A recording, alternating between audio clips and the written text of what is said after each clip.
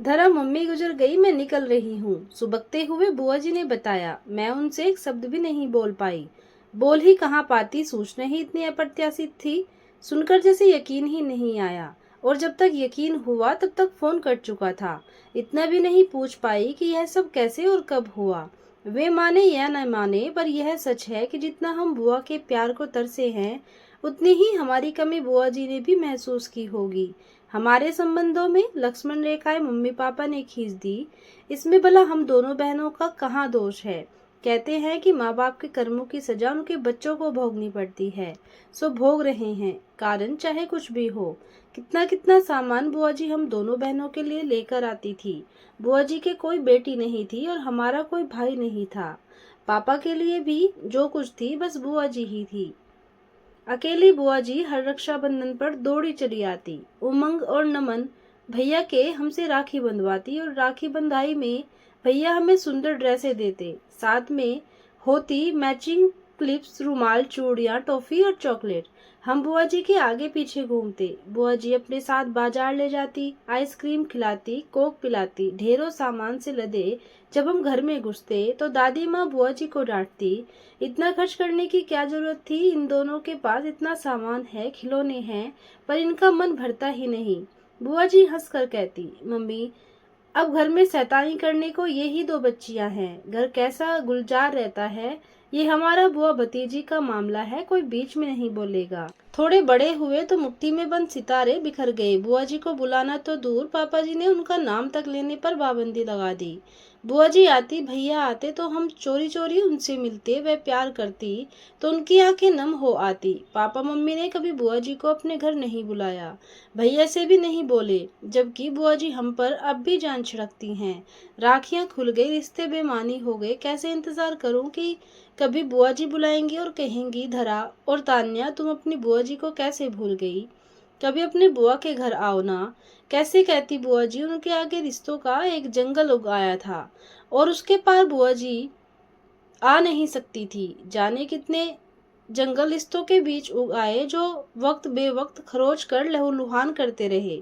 बुआ जी के एक फोन से कितना कुछ सोच गई मैं अतीत से बाहर आकर अपने कर्तव्य की ओर उन्मुख हुई। तान्या को मैंने फौरन फोन मिलाया तो वह बोली, दीदी फिलहाल मैं नहीं निकल पाऊंगी, बेंगलोर से वहां पहुंचने में 2 दिन दिन तो लग ही जाएंगे। फ्लाइट का भी कोई भरोसा नहीं, टिकट मिले न मिले। फिर ईशान भी यहाँ पर नहीं है, मैं 13वीं में पहुंचूंगी, प्लीज आप निकल जाइए। फिर थोड़ा रुक कर पूछने लगी, दीदी आपको खबर किसने दी, कैसे हुआ ये सब। पूछते पूछते रो दी तानी। तानी मुझे कुछ भी पता नहीं, बस बुआ जी का फोन आया था, कितना प्यार करती थी हमें। दादी, तानी क्या मेरा जाना मम्मी पापा को अच्छा लगेगा, क्या मम्मी पापा भी उन्हें अंतिम प्रणाम करेंगे। नहीं दीदी, यह समय रिश्तों को तोड़ने का नहीं है। मम्मी पापा अपने रिश्ते आप जाने, हमें तो अपनी दादी के करीब उनके अंतिम क्षणों में जाना चाहिए। दादी को अंतिम प्रणाम के लिए मेरी ओर से कुछ फूल जरूर चढ़ा देना। मैंने हर्ष के ऑफिस फोन मिलाया और उन्हें भी इस दुखद समाचार से अवगत कराया था। तुम तैयार रहना धरा, मैं 15 मिनट में पहुंच रहा हूँ। फोन रख। मैंने अलमारी खोली और तैयार होने के लिए साड़ी निकालने लगी।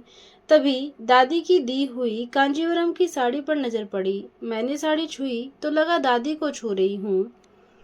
उनका प्यार मुझे सहला गया। दादी की दी हुई एक एक चीज पर मैं हाथ फिरा कर देखने लगी। इतना प्यार इन चीजों पर इससे पहले मुझे कभी नहीं आया था। आंखें बहे जा रही थी। दादी की दी हुई सोने की चैन, अंगूठी, टॉप्स को देने का उनका ढंग याद आ गया। लौटते समय दादी चुपचाप मुट्ठी में थमा देती। उनके देने का यही ढंग रहा, अपना मुट्ठी भर प्यार मुट्ठी में ही दिया। हर्ष को भी जब चाहे कुछ न कुछ मुट्ठी में थमा ही देती।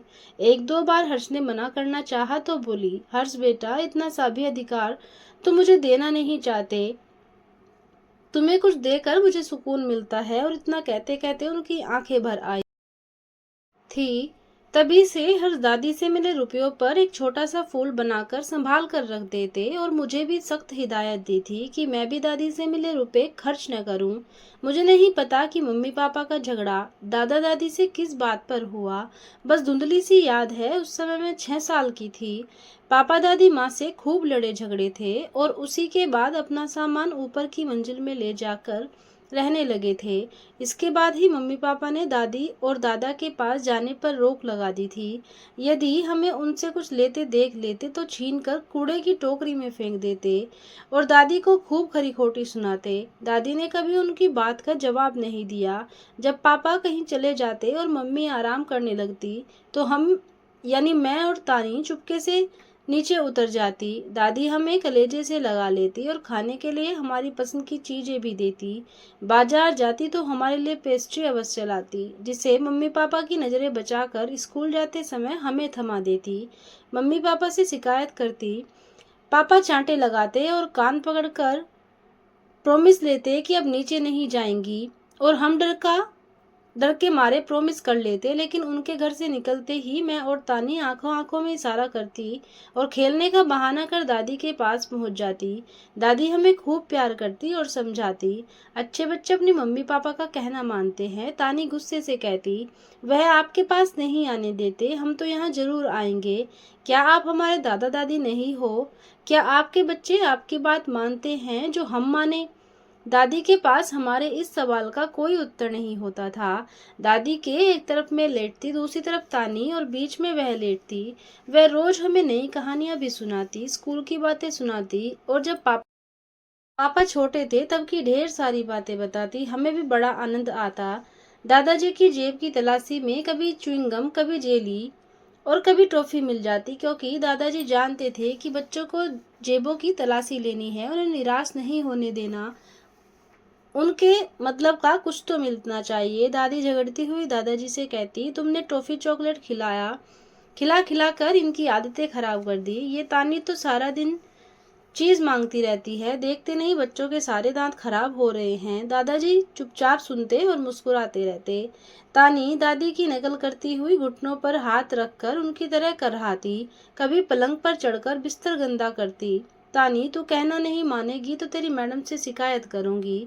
दादी झिड़कती हुई कहती, मैडम मुझसे कुछ कहेंगी ही नहीं क्योंकि वह मुझे प्यार करती हैं। तानी कहती जाती और दादी को चिढ़ाती जाती। दादी उसे पकड़ लेती और गाल चूम कर कहती, प्यार तो तुझे मैं भी बहुत करती हूँ। सर्दियों के दिनों में दादी हमारी जेबों में बादाम, काजू, किशमिश, पिस्ता, रेवड़ी, मूंगफली कुछ भी भर देती। स्कूल बस में हम दोनों बहनें खुद भी खाती और अपने दोस्तों को भी खिलाती। तानी और मुझे साड़ी बांधने का बड़ा शौक था। हम दादी की अलमारी में से साड़ी निकालती और खूब अच्छे से पिनअप करके साड़ी बांधती। हम शीशे में अपने को देखकर खूब खुश होते। दादी हमारे कान कब छिदेंगे, हम टॉप्स कब पहनेंगे, तुम थोड़ी और बड़ी हो जाओ, मेरे कंधे तक आ जाओ तो तुम्हारे कान छिदवा दूंगी और तुम्हारे लिए सोने की बाली भी खरीद दूंगी। दादी की बातों से हम आश्वस्त हो जाते और रोज अपनी लंबाई दादी के पास खड़ी होकर नापती। एक बार दादाजी और दादी मथुरा घूमने गए। वहां से हमारे लिए जरी गोटे वाले लहंगे लेकर आए। हम लहंगे पहनकर टैप चलाकर खूब देर तक नाचती और वह दोनों तालियां बजाते। दादी, ऊपर छत पर चलो, खेलेंगे, मेरे घुटने दुखते हैं, मैं कैसे चढ़ पाऊंगी। दादी, आपको चढ़ना नहीं पड़ेगा, हम आपको ऊपर ले जाएंगी। वह कैसे बिटिया? उन्हें आश्चर्य होता। एक तरफ से दीदी हाथ पकड़ेंगी और एक तरफ से मैं, बस आप ऊपर पहुंच जाओगी। तानी के ऐसे लाड भरे उत्तर पर दादी उसे गोद में बिठाकर चूम लेती। दादी का कोई भी बाल पेन तानी ने छोड़ती, वह कहीं भी छिपा कर रखती। तानी निकाल कर ले जाती। दादी डांटती तब तो दे जाती, लेकिन जैसे ही उनकी नजर बचती बाल पेन फिर गायब हो जाती। वह अपने बाल पेन के साथ हमारे लिए भी खरीद कर लाई, पर दादी के हाथ में जो कलम होती हमें वही अच्छी लगती। हम उन दोनों के साथ कैरम व लूडो खेलती, खूब चीटिंग करती। दादी देख लेती और कहती कि चीटिंग करोगी तो मैं नहीं खेलूंगी। हम कान पकड़कर सॉरी बोलती। दादाजी इतनी अच्छी तरह स्ट्रोक मारते कि एक साथ 4-4 गिट्टियां निकालते। हाय दादाजी, इस बार भी आप ही जीतेंगे, माथे पर हाथ मारकर मैं कहती। तभी तान्या दादाजी की गोटी उठाकर खाने में डाल देती। चीटिंग चीटिंग, दादी कहती, ओ दादी अब खेलने भी दो, बच्चे तो ऐसे ही खेलेंगे ना। तभी तानी की प्यारी सी बात पर हंस पड़ते। दादी, आपके घुटने दबाऊं, देखो दर्द अभी कैसे भागता है। तानी अपने छोटे छोटे हाथों से उनके घुटने सहलाती। वह गदगद हो उठती। अरे बिटिया, तूने तो सचमुच मेरा दर्द भगा दिया। तानी की आंखें चमक उठती। मैं कहती न थी कि आपको ठीक कर दूंगी। अब आप काम मत करना, मैं आपका सारा काम कर दूंगी। और तानी झाड़ू उठाकर कुर्सी में साफ करने लगती। दादी, आपके लिए चाय बनाऊं? पूछते पूछते तानी रसोई में पहुंच जाती। लाइटर उठाकर गैस जलाने की कोशिश भी करती। दादी वहीं से आवाज लगाती, चाय रहने दे तानी, एक गिलास पानी दे जा, और दवा का डब्बा भी। तानी पानी लाती और अपने हाथ से दादी के मुंह में दवा डालती। एक बार मैं किसी शादी में गई थी, वहां बच्चों का झूला लगा था। मैं भी बच्चों के साथ झूलने लगी। पता नहीं कैसे झूले में मेरा पैर फंस गया। फिर मुश्किल से सबने खींचकर मेरा पैर निकाला। बहुत दर्द हुआ और पाँव भी सूज गया। मुझसे चला भी नहीं जा रहा था। मैं रोते रोते मम्मी पापा के साथ घर आई। पापा ने मुझे दादी के पास जाने नहीं दिया। जब पापा मम्मी गए तब मैं चुपके से दीवार पकड़कर सीढ़ियों पर बैठ बैठ कर नीचे उतरी। दादी के पास जाकर मैं रोने लगी। उन्होंने मेरा पैर देखा, मुझे बिस्तर पर लेटाया, पैर पर मूव की मालिश की, हीटर जलाकर सिकाई की और गोली खाने को दी। थोड़ी देर बाद दादी की प्यार भरी थपकियों ने मुझे उनकी गोद में सुला दिया। कितनी भी कड़वी दवा हम दादी के हाथों से हंसते हंसते खा लेती थी। मेरा या तानी का जन्मदिन आता तो दादी पूछती, क्या चाहिए तुम दोनों को? हम अपने ढेरों फरमाइश इनके सामने रखते। वह हमारी फरमाइशों में से एक एक चीज हमें ला कर देती और हम पूरा दिन दादी का दिया गिफ्ट अपने से अलग न करती। बचपन इसी तरह गुजरता रहा। नानी के यहाँ जाने पर हमारा मन ही न लगता। हम चाहती थी कि हम दादी के पास रह जाएं, पर मम्मी हमें खींच कर ले जाती। हम वहाँ जाकर दादाजी को फोन मिलाते, दादाजी हमारा मन नहीं लग रहा, आप आकर ले जाइए। सारे बच्चे नानी के यहाँ खुशी खुशी जाते हैं और नानी खूब प्यार करती है, पर तुम्हारा मन क्यों नहीं लग रहा? दादाजी समझाते हुए पूछते। दादाजी, हमें आपकी और दादी की याद आ रही है। हमें न तो कोई अपने साथ बाजार लेकर जाता है, न चीज दिलाता है। नानी कहानी भी नहीं सुनाती, बस सारा दिन हनी व सनी के साथ लगी रहती है। हम क्या करें दादाजी? दादाजी रास्ता सुझाते। बेटा धरा और तानी, सुनो, तुम अपने पापा को फोन लगाओ और उनसे कहो कि हम आपको बहुत मिस कर रहे हैं, आप आकर ले जाओ। दादाजी, यह तरकीब काम कर जाती। हम रो रो कर पापा से ले जाने के लिए कहते और अगले दिन पापा हमें ले आते। हम दोनों लौटकर दादा और दादी जी से ऐसे लिपट जाते जैसे कब के बिछड़े हों। पापा ने हमें पढ़ने के लिए बाहर भेज दिया। हम लौटते तो दादाजी और दादी को इंतजार करते पाते। उनकी अलमारी हमारे लिए सौगातों से भरी रहती। हाई स्कूल पास करने के बाद दादाजी ने मुझे घड़ी दी थी। हम बड़े हुए तो पता चला कि दादाजी केवल पेंशन पर गुजारा करते हैं। हमारा मन कहता कि हमें अब उनसे उपहार नहीं लेने चाहिए, लेकिन जब दादी हमारी मुट्ठियों में रुपए ठूस देती तो हम इनकार भी न कर पाते। हॉस्टल जाते समय लड्डू मठरी के डब्बे साथ रखना दादी कभी नहीं भूलती। दोनों बहनें का कर्ण छेदन एक साथ हुआ तो दादी ने छोटे छोटे कर्णफूल अपने हाथ से हमारे कानों में पहनाए थे। और जब मेरी शादी पक्की हुई तो दादी हर्ष को देखने के लिए कितना तड़पी। तब नहीं रहा गया तो मुझे बुलाकर बोली थी, धरा बेटा, अपना दूल्हा मुझे नहीं दिखाएगी? अभी दिखाती हूँ दादी, कहकर एक छलांग में ऊपर पहुंचकर हर्ष का फोटो अलमारी से निकाल दादी की हथेली पर रख दिया था। दादी कभी मुझे तो कभी फोटो को देखती जैसे दोनों का मिलान कर रही हो। फिर बोली, हर्ष बहुत सुंदर है, बिल्कुल तेरे अनुरूप, दोनों में खूब निभेगी। मैंने ही हर्ष को मोबाइल मिलाकर कहा, हर्ष, दादी तुमसे मिलना चाहती है, शाम तक पहुंचो। शाम को हर्ष दादी के पैर छू रहा था। मेरी शादी मैरिज होम से हुई। शादी में पापा ने दादा दादी को बुलाया नहीं तो वे गए भी नहीं। विवाह के बाद मैं अड़ गई कि मेरी विदाई घर से ही होगी। विवश हो मेरी बात उन्हें रखनी पड़ी। मुझे तो अपने दादाजी और दादी का आशीर्वाद लेना था। दुल्हन वेश में उन्हें अपनी धरा को देखना था।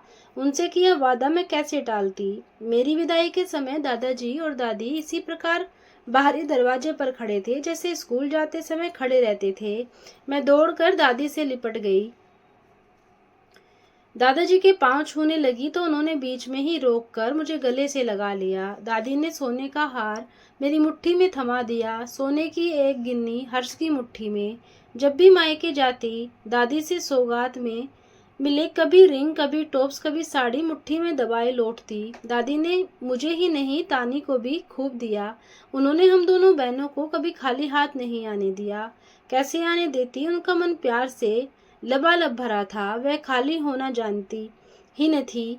उनके पास जो कुछ अपना था सब हम पर लुटा रही थी। मम्मी पापा देखते रह जाते। हमने उनकी बातों को कभी अहमियत नहीं दी, बल्कि मूक विरोध ही करते रहे। अरे धरा, तुम अभी तक तैयार नहीं हुई, अलमारी पकड़े क्या सोच रही हो? हर्ष बोले तो मैं जैसे सोते से जागी। हर्ष, मेरी दादी चली गई, मुट्ठी भरा प्यार चला गया। अब कौन मेरी और तुम्हारी मुट्ठियों में सौगात ठोसेगा, कौन आशीर्वाद देगा? मैं दादी को निर्जीव कैसे देख पाऊंगी? हर्ष के कंधे पर सिर रखकर मैं रोने लगी। मैं जब हर्ष के साथ वहां पहुंची तो लगभग सभी रिश्तेदार आ चुके थे। दादी के पास बुआ जी तथा अन्य महिलाएं भी बैठी थी। मैं बुआ जी को देख लिपट कर फूट फूट कर रो पड़ी। रोते रोते ही पूछा, बुआ जी, मम्मी पापा? बुआ जी ने नए में गर्दन हिला दी। मैं दंदनाती हुई ऊपर जा पहुंची। मेरा रोदन क्षोभ क्रोध बनकर फूट पड़ा। आप दोनों को मम्मी पापा कहते हुए आज मुझे शर्म आ रही है। पापा, आपने तो अपनी माँ के दूध की भी इज्जत नहीं रखी। एक माँ ने आपको 9 महीने अपनी कोख में रखा, आज उसी का ऋण आप चुका देते। और मम्मी, जिस माँ ने अपना कोख जाया आपके आंचल में बांध दिया, अपना भविष्य, अपनी उम्मीदें आपको सौंप दी, उन्हीं के पुत्र के कारण आज आप माँ का दर्जा पा सकी। एक औरत होकर औरत का दिल नहीं समझ सकी। आप आज भी उन्हीं के घर में रह रही हैं। कितने कृतज्ञ हैं आप दोनों। पापा, क्या आप अपनी देह से उस खून को, मज्जा को नोच कर फेंक सकते हैं जो आपको उन्होंने दिया है? उनका दिया नाम आपने आज तक क्यों नहीं मिटाया? आपकी अपनी क्या पहचान है? यह देह भी उन्हीं के कारण धारण किए हुए हो। यदि आप अपना फर्ज नहीं निभाओगे तो क्या दादी यूं ही पड़ी रहेगी? आप सोचते होंगे कि इस घड़ी में दादाजी आपकी खुशामद करेंगे। नहीं, उमंग भैया किस दिन काम आएंगे। यदि आज आप दोनों ने अपना फर्ज पूरा नहीं किया तो इस भरे समाज में मैं आपका त्याग कर दूंगी और दादाजी को मैं अपने साथ ले जाऊंगी। यह सुनते ही चौंक पड़े दोनों और सोचने लगे, ये तो ऐसी नहीं थी, आज क्या हुआ इसे? सुनो धरा, तुम्हें यहाँ नहीं आना चाहिए था। क्यों नहीं आती? मेरी दादी गई हैं, उन्हें अंतिम प्रणाम करने का मेरा भी अधिकार है। मेरा अधिकार कोई नहीं छीन सकता, आप लोग भी नहीं। होश में आओ धरा। अभी तक होश में नहीं थी पापा, आज पहली बार होश आया है और अब सोना नहीं चाहती। आज उस मुट्ठी भर प्यार की कसम, आप दोनों नीचे आ रहे हैं या नहीं? धरा की आवाज में चेतावनी की आग थी। विवश होकर दोनों को नीचे आना जाना ही पड़ा। तो दोस्तों, ये थी एक पारिवारिक कहानी। उम्मीद है आपको जरूर पसंद आई होगी, और अगर पसंद आए तो एक लाइक और कमेंट जरूर करना। कहानी को पूरा सुनने के लिए धन्यवाद।